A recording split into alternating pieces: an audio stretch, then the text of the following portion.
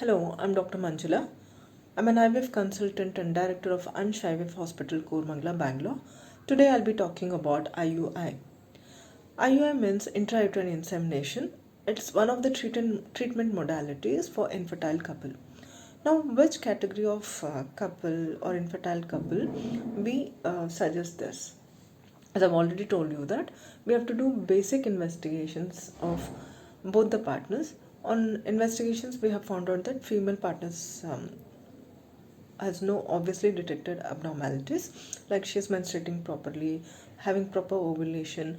Both the fallopian tubes are patent, which is detected either by HSG, SSG, or diagnostic hysterolaparoscopy, and her endometrium is growing properly. Cavity is normal. Then, when we see the male partner, his semen parameters are a bit abnormal in terms of decreased count and motility. These constitute the first category of couple whom we suggest to undergo IUI. Second one is like on routine investigations, there is no obviously detected abnormalities, and the couple have been repeatedly trying at proper time, that is in and around ovulation to conceive, but still they are not able to find success. These constitute infertile couple due to unexplained infertility. Third category is like all the parameters of both the partners are normal, but they're not able to be together on that particular day or in and around ovulation.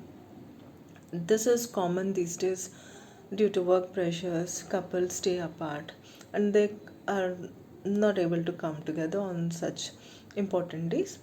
So, for such couple, we advise the male partner to freeze his semen prior, and on the day of ovulation, we use this frozen semen sample and do IUI on the female partner. Fourth category is like when husband's semen has no sperms in it, which we call as azoospermia. So in such a case, we take consent of both the partners and do IUI on the female partner with donor semen sample during ovulation. Now, how is IUI done? IUI is done in two steps. One is ovulation induction, which we do it by giving just oral medicines or without gonadotropins, depending on the response of the body. Second one is ovulation, IUI per se, which is done on the day of ovulation. A male partner has to come and give the semen sample in the hospital. The sample is processed so that the final sample has best sperms in it and with maximum motility. IUI is done under ultrasound guidance without any anesthesia, and it's a OPD procedure, but of course it's done under sterile conditions. During natural sexual intercourse, semen is deposited into the vagina, but here we are inseminating the processed semen sample inside the uterus to the close proximity of internal opening of the fallopian tube. So the distance the sperm has to travel is cut short.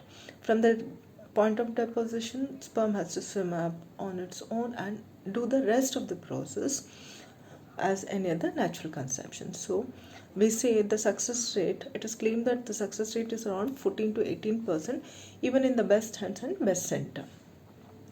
We can do IUI in single sitting, that is what I've explained, on the time of ovulation, or in double sitting, one is before ovulation or one is after ovulation. Irrespective of whatever we opt, success rate is claimed to be the same. We can try around 3 to 6 times, but in spite of not achieving success even after 3 to 6 attempts of IUI, we have to move further forward for other modes of treatment and higher options. What are those? I'll be covering in my next video. Thank you.